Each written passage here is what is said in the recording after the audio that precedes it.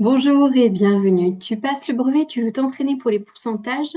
Dans cette vidéo, je te propose plusieurs exercices corrigés, du plus simple jusqu'à un exercice type brevet basé sur une situation concrète. L'objectif, c'est que tu comprennes vraiment comment enchaîner les calculs de pourcentage et éviter les erreurs classiques. Je te conseille de mettre en pause à chaque exercice pour chercher par toi-même, puis de comparer avec la correction. Allez, on démarre tranquillement. Niveau 1, calcul direct. Un article coûte 50 €, on applique une réduction de 20%. Quel est le nouveau prix? Pour calculer le nouveau prix, j'utilise le prix de départ, 50, que je vais multiplier par 1, le prix d'origine, moins les 20%. C'est égal à 50 fois 1 moins 0,2, je l'écris en écriture décimale, c'est égal à 50 fois 0,8 égal à 40 €. Mon exercice 2, un calcul de variation. J'ai un prix qui passe de 80 € à 100 € et on voudrait savoir quel est le pourcentage d'augmentation. Donc pour cela, j'utilise la différence. De combien mon prix a augmenté? C'est 100 moins 80 et je vais le diviser par mon prix de départ, 80, et je le multiplie par 100 puisque nous voulons des pourcentages. C'est donc 20 sur 80 fois 100. C'est égal à 1/4 fois 100, c'est 0,25 fois 100. Mon prix a augmenté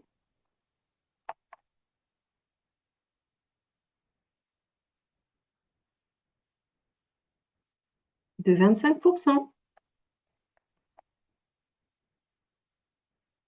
Maintenant, on s'intéresse au coefficient multiplicateur. Un prix augmente de 15%. Par quel nombre faut-il le multiplier? On va appeler notre prix de départ grand X. Donc, pour une augmentation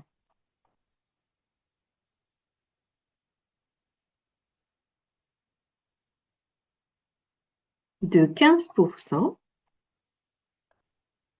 je prends mon prix de départ, X, je le multiplie par 1 et je lui rajoute 15%.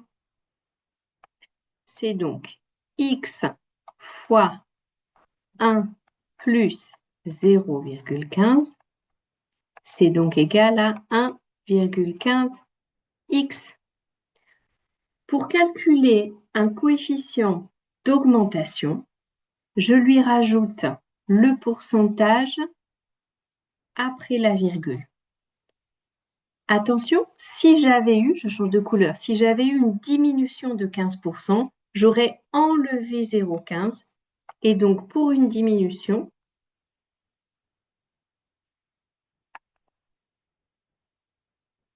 j'aurais multiplié par 0,85. 1 moins les 15%. Passons à notre exercice type brevet.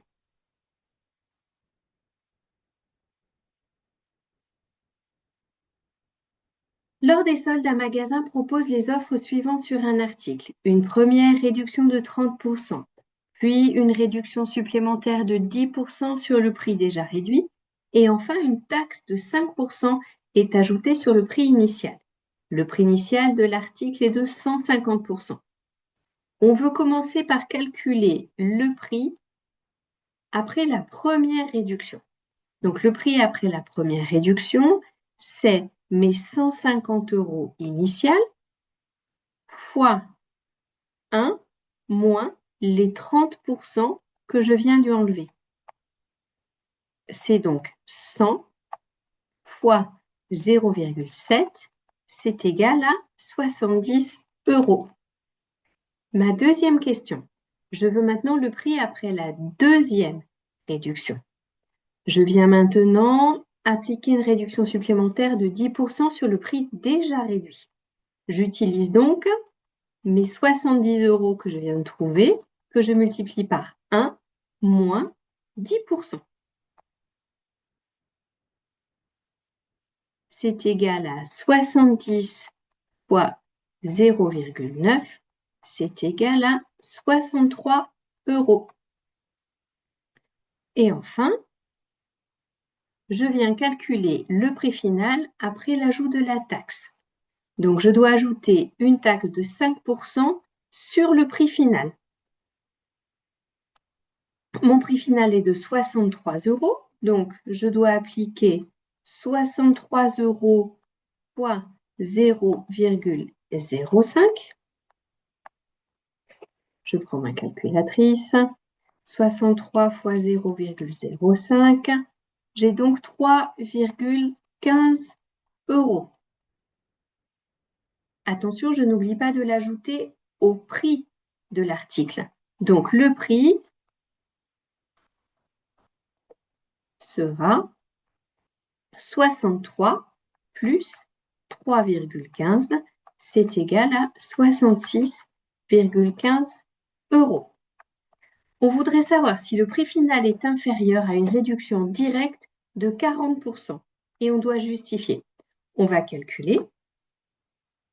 Donc, si on prend le prix initial de 150 € et on lui applique une réduction directe de 40%, on obtient 1 moins 40%.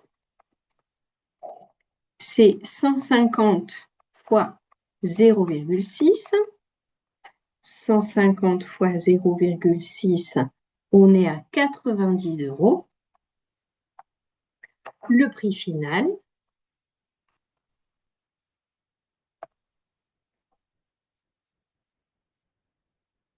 est donc inférieur. Si tu arrives à suivre cet exercice, c'est déjà très bien.